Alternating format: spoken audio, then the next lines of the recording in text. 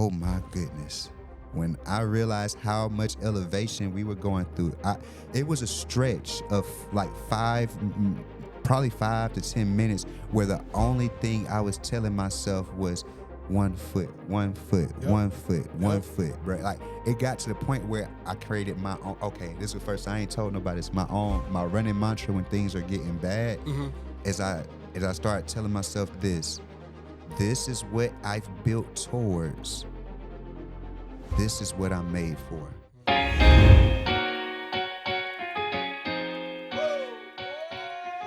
Be, do, have, 3 words, right?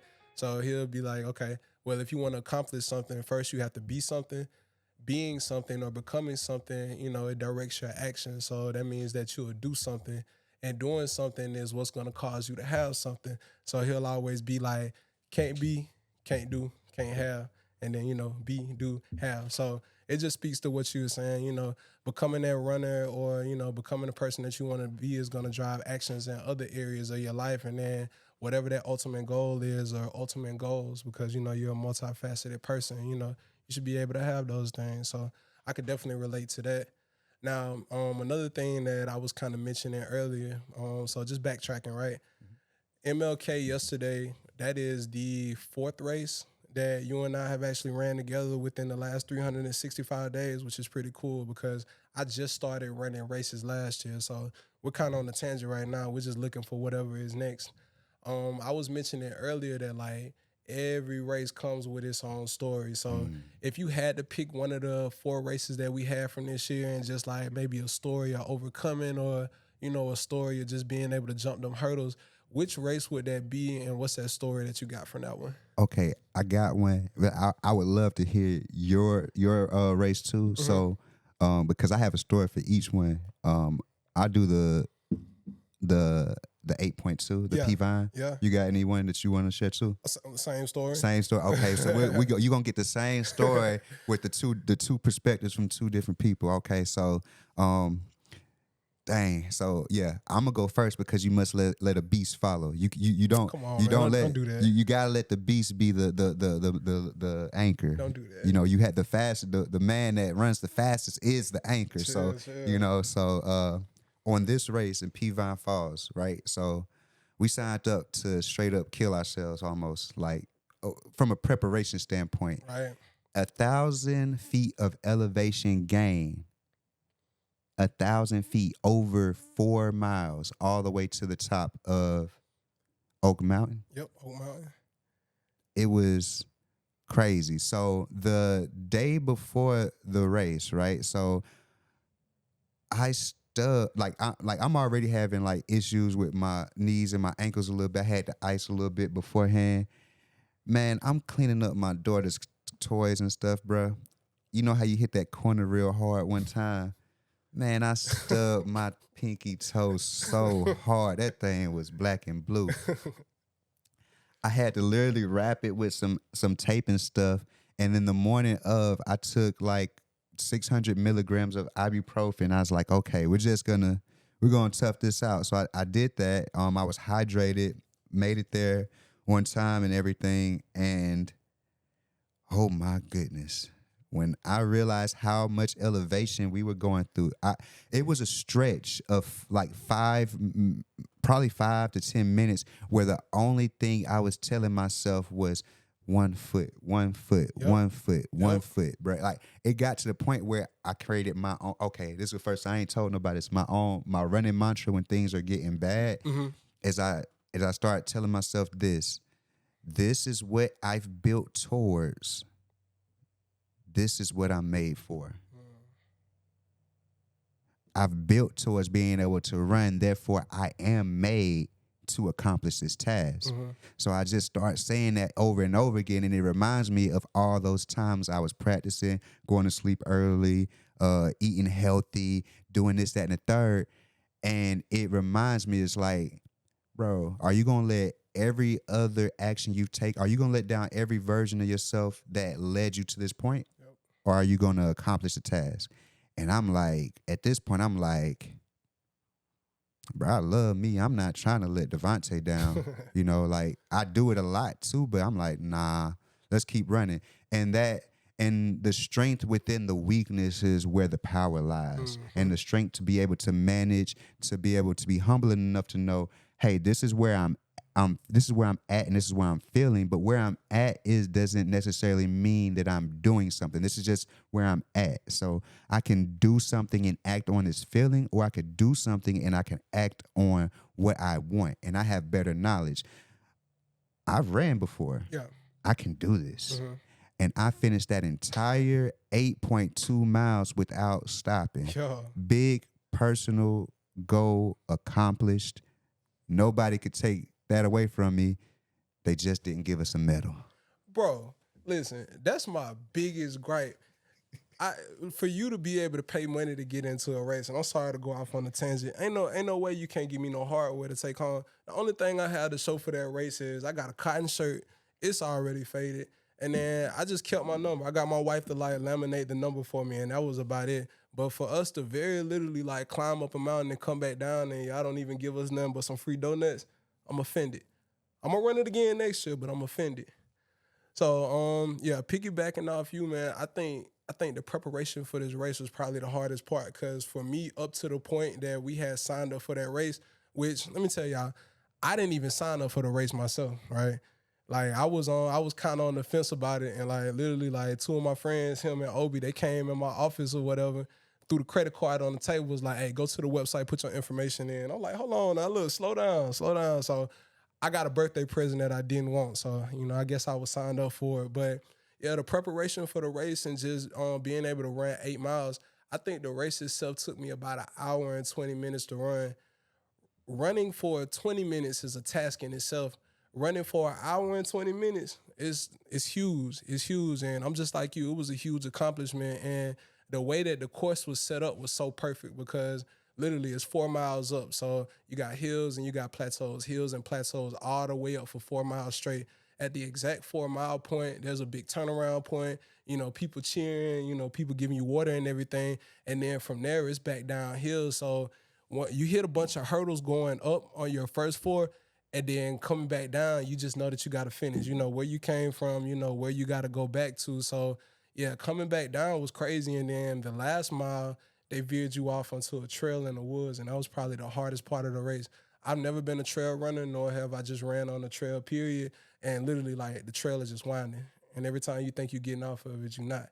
And you just running through the dirt. You running uphill, downhill, and it's winding. So when I say, we talk about David Goggins in the cookie jar, that was a huge cookie for me, and it's put me in a headspace to where cookie jar, real quick.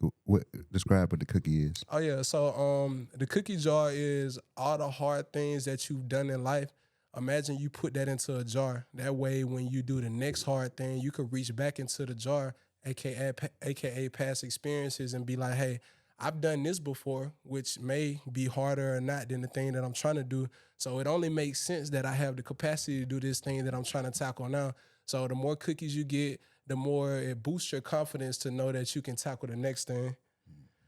Yeah, but yeah, that was a huge one for the cookie jar. And I was telling DJ that, it put my mind in a different perspective when it comes to running a 10K or a 6 mile race. So now when he told me it was 6 miles, in my head, I'm like, oh, that's easy. Like we could not train and get up in the morning and do that. And that may not be true, but I felt that confident because we've already tackled 8 miles. So 6 should shy in comparison. And yesterday's where we may have ran up a couple hills yesterday. So you talking about a flat 6 miles.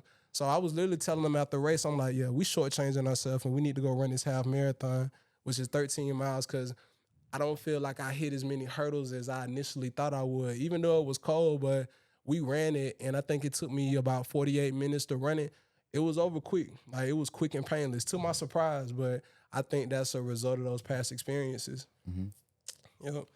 So, I'm gonna get you up out of here. Quick question. Oh yeah, quick go for it. Because you said like you didn't hit as many of those pain hurdles, right? Mm-hmm. And it just made me immediately think back to when I was describing the fact that like if I'm going on a long run, the first half is going so like I've gotten comfortable with the discomfort. Yeah.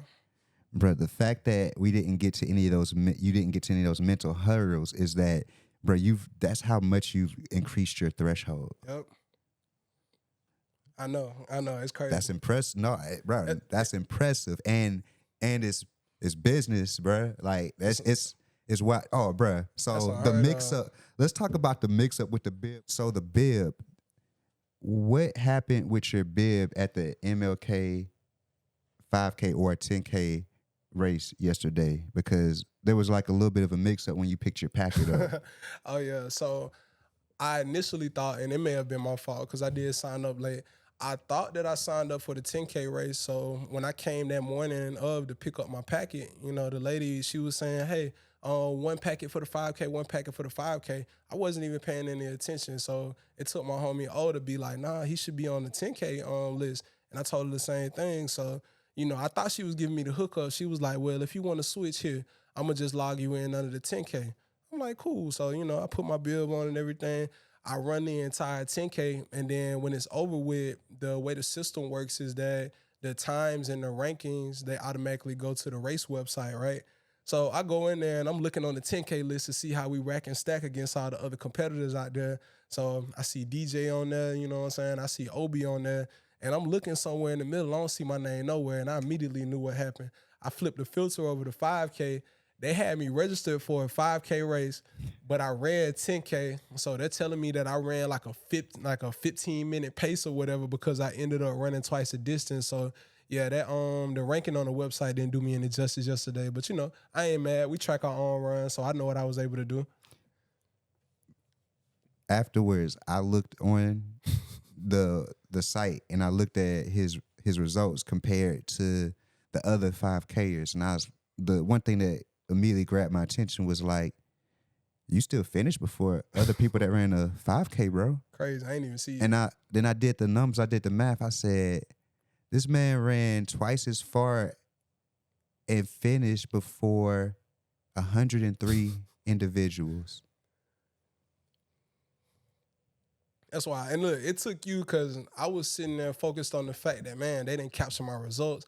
And it lets you print out this nice, pretty certificate Stop with your being humble, results stand on on it. business. You feel me? Stand on that business. But look, it took him to do the math to be like, look, the time that it took you to run 6 miles, you finished before 103 people ran 3 miles.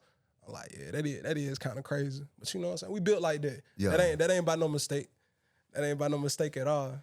Strong with it. Yeah. But yeah, I'll get you out of here on this, right? So we talk about running, and I feel like there's only a small percentage of people that actually run for distance. So for the person that's listening to this and wondering if they should run or how it should benefit or how it could benefit them, even if it's just for a short distance or they're just starting off, what advice would you give the person that's considering, trying to add running to what they're doing every day? What I would say to you is, do you want to be healthy? Do you want quality in your life? Do you want well-being? You could start with a walk. You could start with 10 minutes. The other side of it is, not only is it going to help you out physically, when you schedule in the workout, when you make it intentional, you are committing to your own time and your own schedule. When you're committing to your own time and your own schedule, that's how you start to build more confidence behind other new ventures that you haven't, or it alleviates the fear when you understand, when I attempt, I make progress. And when you can make that progress exponential, it's only through efficiency. It's only through efficiency. If you just go out here and run, if I kept on running the way I was running, I would be hurt. No, I had foundational issues, muscle instability. Use your mind, use your body, and push yourself. There's a difference between pushing yourself and hurting yourself. So take the time, understand your body more, and it might take you a long time to understand it. But pursue the knowledge, pursue more, pursue better. Get specific at what you need, and also don't just take somebody's word for it. Do it yourself. I had my own PCMs, my own doctors that were telling me you shouldn't run. You should probably go to the bike. I went to the bike and then I was hurt the next day. I said, okay, you're not giving me useful information. I switched up the diet. I rested more. I stretched more. I found the ATG workouts. I fixed the muscle instability. Did more research on the extra growth I had going on in my knee because of growth spurts back in the day. So I have all these. I have to pay attention to these things. I'm always looking at the things that have caused me ailments in the past and looking at how to add to them or make the foundation solid so I can build them up to be even stronger. Because, excuse my French, I love this shit. Yeah. Look, now I can't be the only one getting penalized. There we go. I love it. Yeah. I love this I love killing off old feelings that have nothing to do with the person I want to be. I love that. I love that for me. I love that for everybody else. I love you doing that for yourself. I love each person doing that for themselves. So what I would say to you if you're thinking about doing long distance running is start where you at. If it's a walk, start walking. We all want to start sprinting without doing the foundation. If you start running and you ain't trained up, you're going to hurt yourself. You're going to hurt yourself. You're going to damage the product. Don't damage the product. Do the research. Do the work. When you're playing a video game, when you're asleep, you're working. Your body is working. So let's get it out. We think work is bad. Work ain't bad. Work is what you make of it. So be the work. Be that. And the feeling will come from that. Hey, you heard it here first. So, hey, get out there. You know what I'm saying? You don't have to go all out to begin with. Start where you are. You know, it's not what we do right. It's what we do consistently. Make that exponential progress day by day. And, you know, go out there and be great. And then we're hoping that, you know, you'll see where we're coming from and the benefits that we're able to reap from it, whether that be, you know, mentally, spiritually, or physically. So that'll wrap up today's episode. So once again, I am Demetrius Pearson. I'm joined by my co-host, Mr. Devontae Ward, Street Sweeper. And this is The Counterattack. Peace. I talk to my wife about this all the time. The environment, man, when you lose that for some people, a lot changes for you because the environment was a motivator for me. Like, it was motivating knowing that I have these people looking to me as their leader on a daily basis. So I had to be the standard, or I had to exceed the standards. So when it came to the Marine Corps, and, you know, I talked to you about the PFT and stuff like that, we have our minimum standards. I used to tell my Marines all the time, like, who cares about the minimum standards? Like, we want to know what the maximum standards are, and then we gonna raise that bar.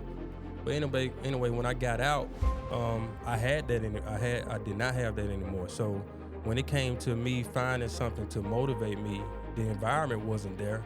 So I had to create it, or I had to, I would say not only create it, but I had to make that environment up in my head.